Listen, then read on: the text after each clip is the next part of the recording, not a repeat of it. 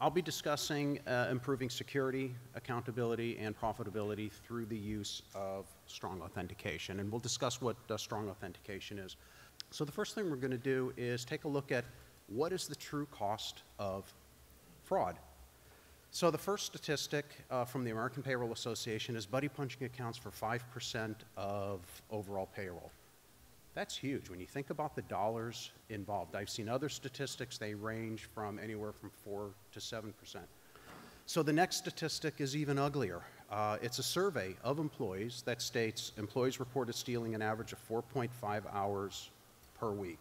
So the reason it's uglier and the reason it's different than the 5% is it includes activities that aren't necessarily tracked on a time clock. So that could be the employee that's on your payroll that is doing some online shopping, they're checking email, they're running next door, running an errand. It could be any one of a number of things. So that the 4.5 hours represents about 6 weeks of paid vacation.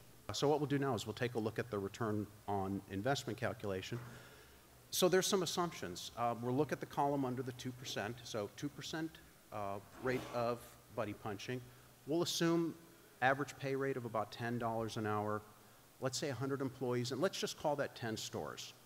Within each of those 10 stores, there's 3 POS terminals, so you need a total of 30 strong authentication devices. So the approximate cost of the authentication devices, assuming about a 30-hour work week, and what you come up with is a return on investment that's about 1 week. So we've looked at the tangible costs associated with buddy punching. There's some intangible or less quantifiable issues that come up as a result of buddy punching. So I posed them in the form of questions.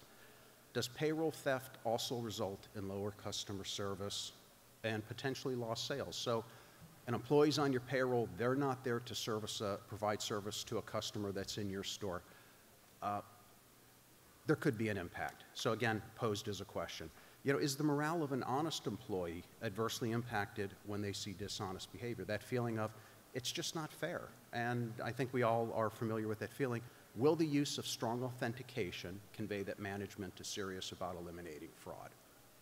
Again, more on strong authentication. And then the last, and also important, is will increased accountability deter staff from making fraudulent transactions? So with that, we'll look at the next ugly chart. And this one, seriously, just absolutely blew me away. So it's sources of inventory shrink. It's from the National Retail Security Survey. It is not wireless specific. It's retail in general. But it shows employee theft being 43% of inventory shrink versus shoplifting at 35%. So we'll look at some of the sources of employee theft. It could be fraudulent voids, fraudulent returns, unauthorized discounts. So now we'll take a look at just what strong authentication is. So in the first example, you're typing in a PIN or a password. It's something that you know, it's something that's easily shared. Oftentimes it's learned just by accident because you happen to see the employee day in and day out. It can also be learned on purpose and used to clock an employee in, tie a sale to a different employee if you're discounting a product for a friend. So it's very shareable, whereas swipe cards and keys, something you have versus something you know, not as easily shared, but it's still a shareable credential. So now we'll take a look at what strong authentication is. Strong authentication, we're talking about biometrics, so it's something you are. So when you enter a PIN, something you know, you use a swipe card, something you have, both of which are shareable. Fingerprint biometrics is something that you are. It's not something that's shareable. You know, you can make the joke, maybe it's shareable once, you know, but you've got at least 9 other fingers, 9 other tries. So strong authentication requires management involvement. It requires the employee to be there.